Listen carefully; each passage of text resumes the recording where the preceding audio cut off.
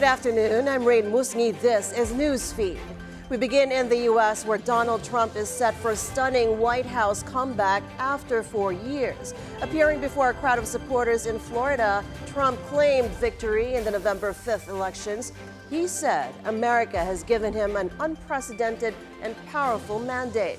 While several news outlets have yet to call the race for Trump, he did appear on the verge of winning after capturing the battleground states of Pennsylvania, North Carolina, and Georgia. His election rival, Kamala Harris, is also set to make a public speech Wednesday, U.S. time. Bitcoin soars to a new record high as traders bet on an election victory for Donald Trump. The digital currency hit $75,000 on Wednesday, topping its previous all-time peak of more than $73,000 in March. During his presidency, Trump referred to cryptocurrencies as a scam, but he has since radically changed his position and even pledged to make the U.S. the Bitcoin and cryptocurrency capital of the world.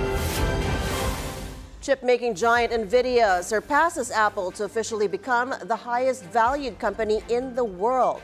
Nvidia rose nearly 3%, swelling its market capitalization to $3.43 trillion. Apple is at $3.38 trillion. Big tech companies have invested tens of billions of dollars into Nvidia's powerful artificial intelligence technology that is a central component for training generative AI systems such as ChatGPT and Google's Gemini.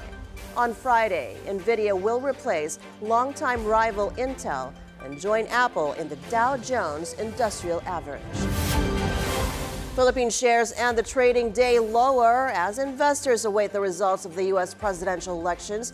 The PSEi down 1.25% to close back at the 7,100 level.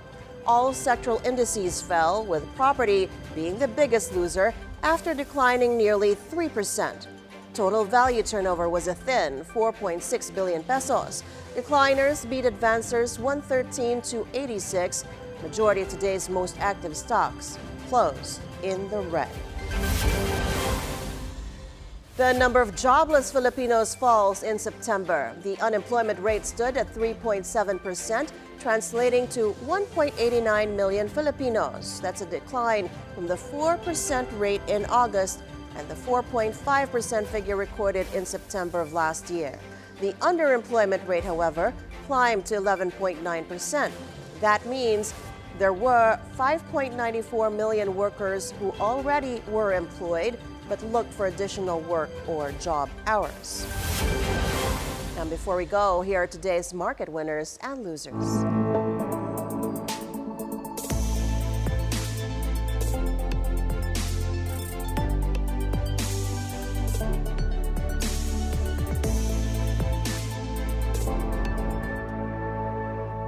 And those are the news this hour. I'm Raine Musñgi. Stay tuned to BNC on Free TV, Channel 31, Channel 24 on Cignal, and on our website, bnc.ph. Thanks for watching.